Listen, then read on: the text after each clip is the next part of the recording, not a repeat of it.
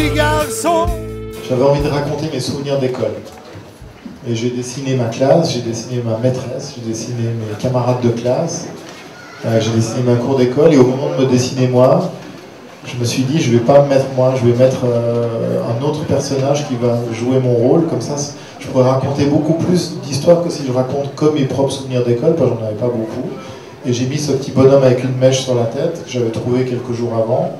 Il avait une tête en forme d'œuf, et je me suis dit c'est un petit œuf, et je l'ai appelé Titeuf. Voilà, j'ai pas réfléchi plus longtemps, ça s'est passé très très vite comme ça.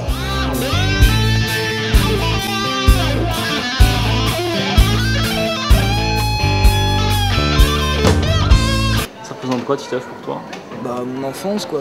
Ouais. J'ai eu toutes les BD quand j'étais petit, je regardais les dessins animés, donc c'est des bons souvenirs. D'accord. Ouais, je vais m'y remettre. D'accord. Je vais lire le dernier tome. Le dernier, là, moi je viens de pas, on vient de le prendre, mais je ne l'ai pas encore lu.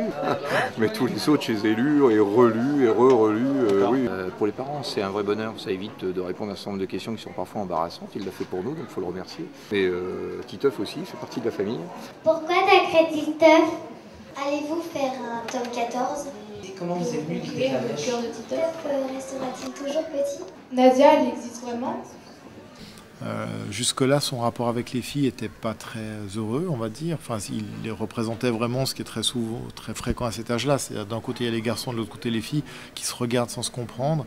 Et là, il va se passer quelque chose entre eux. Ils commencent à vivre quelque chose qui est de l'ordre d'une histoire d'amour, mais de son âge.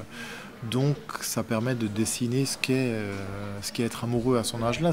Pour lui, c'est des émotions vachement nouvelles. Il y a souvent des personnages qui arrivent de l'étranger dans la classe de Titeuf, avec toutes les réactions. Hein. Des fois, c'est des salauds. Titeuf et ses copains ne sont pas toujours très tendres avec les nouveaux, comme dans la vraie vie. Mais il y a toujours, je pense que voilà, les enfants ont quand même envie d'un monde toujours juste quoi, à cet âge-là. Donc, il y a un bon fond d'humanité chez Titeuf. Et puis il y a des sujets qui sont un petit peu marqués par l'actualité. Donc il y a des histoires autour du printemps arabe, il y a pas mal d'histoires autour du racisme avec le nouveau personnage, et histoires autour de...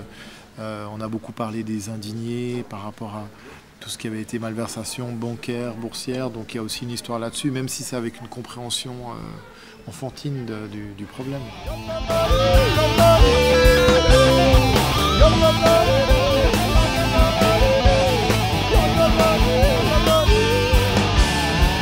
La la la la la la la la